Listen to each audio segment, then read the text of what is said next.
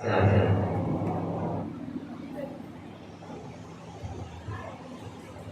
नारद जी ने ब्रह्मा जी से पूछा तो ब्रह्मा जी कहते हैं, नारद जी, उत्तर दिशा की तरफ में एक शैलराज रहते हैं जिनका नाम था हिमालय।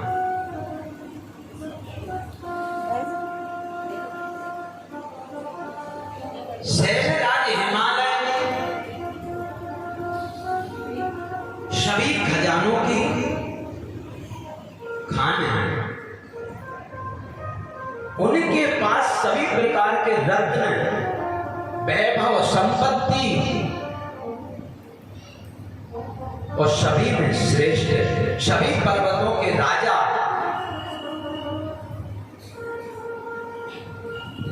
एक दिन हिमालय जी ने अपने मन में विवाह करने का विचार किया।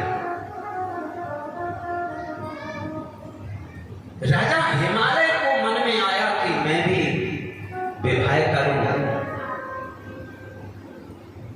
तो देवताओं ने पितरों के पास जाकर के पितरों की कन्या का नाम था मैना। तो देवताओं ने पितरों के पास जाकर के निवेदन किया और पितरों ने अपनी बेटी का विवाह शैलराज हिमालय के साथ में कर दिया। क्योंकि पितरों को अपनी बेटियों का श्राप याद आया कि मेरी बेटियों को श्राप लगा है, और उस श्राप को ध्यान में रख करके विवाह कर।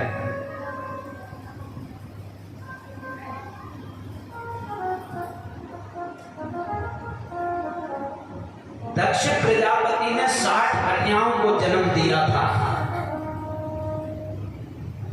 10,000 पुत्रों को नारायण सरोवर पर नारद जी ने उपदेश किया तो वो सभी बाबा जी बन गए। उसके बाद में हजारों को और जन्म दिया, वो भी बाबा जी बन गए। उसके बाद में दक्ष ने 60 कन्याओं को जन्म दिया, और उसमें एक कन्या थी जिसका नाम था सुधा। आप लोगों ने देखा होगा कि जब पितर पक्ष आता है हम पितरों की पूजा करते हैं, और जब हम पितरों की पूजा करते हैं और सुधा का नाम अगर आप नहीं लेते हैं तो आपके पितर पूजा स्वीकार नहीं की जाए। जैसे हम लोग यज्ञ करते हैं और यज्ञ में जब हम स्वाहा नहीं बोलते हैं तो आपकी आहुति को यज्ञ देवता स्वीकार नहीं करते। उसी प्रकार से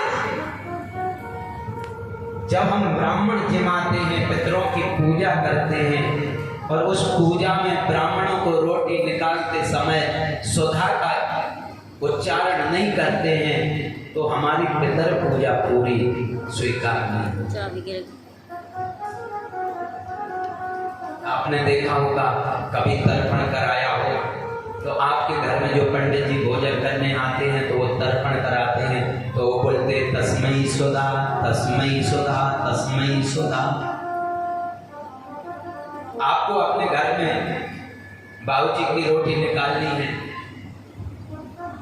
अंगारी करिए, घी डालिए, उसको प्रज्वलित कीजिए, उसमें चीनी और घी डालिए, फिर उसमें सब्जी नहीं लगाना है, खीर और पूरी का थोड़ा थोड़ा अंश लेकर के आप बोलिए तस्मै सुधा, तस्मै सुधा, तस्मै सुधा, और फिर 3 बार हाथ में जल लेकर के उस अग्नि को घुमा दीजिए, और 3 बार जल छोड़ करके अपने सामने जल छोड़ करके प्रणाम कर लीजिए।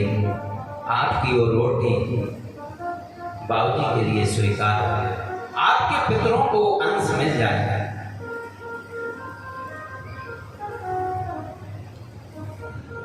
तो दक्ष प्रजापति की 60 कन्याएं थी, उनमें से एक सुधा नाम की कन्या थी, वो पितरों के लिए ब्याही थी। पितरों सुधा। और इन्हीं से 3 कन्याओं का जन्म हुआ था, मैना, धन्या और कलावती। सुधा ने 3 कन्याओं को जन्म दिया। बड़ी मैना थी, मंजली, धन्या थी और सबसे छोटी कलावती। एक समय की बात है कि ये तीनों बहनें भगवान विष्णु के दर्शन करने के लिए गए। जब भगवान विष्णु का दर्शन करने के लिए गई तो विष्णु जी को प्रणाम करके वहां पर बैठ गई। उसी समय सनक सनंदन सनातन कुमार जी आए, सभी ने उठ करके इनको प्रणाम किया, लेकिन ये तीनों पितरों की कन्या वहां पर बैठी रही, सनकादि ऋषियों को प्रणाम नहीं किया। इसलिए सनकादि ऋषियों ने क्रोध में आकर के उन्हें श्राप दिया कि तुम वेदों को जानने वाली पितरों की कन्या, फिर भी तुमने जान करके ऐसा अपमान किया, तो जाओ तुम तीनों जाकर के मृत्यु लोक में जन्म लेना और स्वर्ग से तुम्हें अलग करते।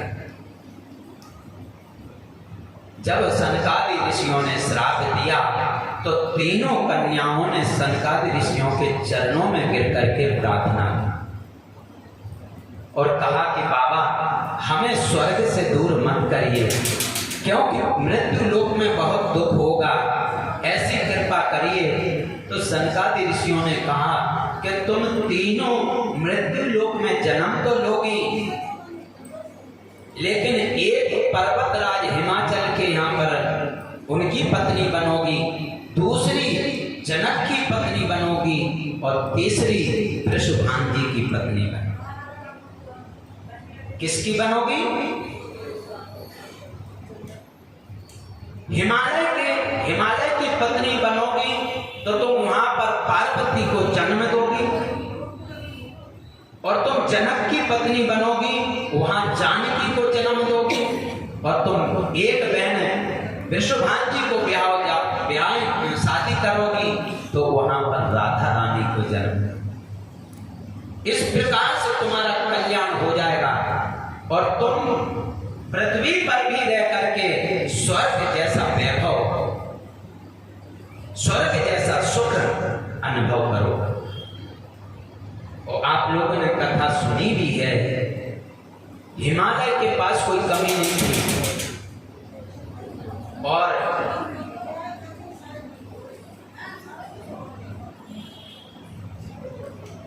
पृथ्वी पर आकर के उन्होंने तीनों ने स्वर्ग जैसा सुख होगा। प्रेम से बोलो। उसी श्राप को याद करके पितरों ने अपनी बेटी का विवाह शैलराज हिमालय से कर दिया।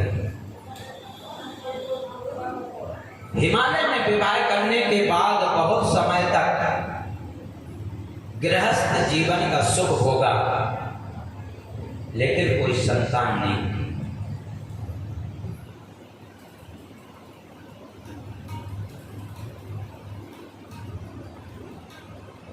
इधर सभी देवताओं ने जाकर के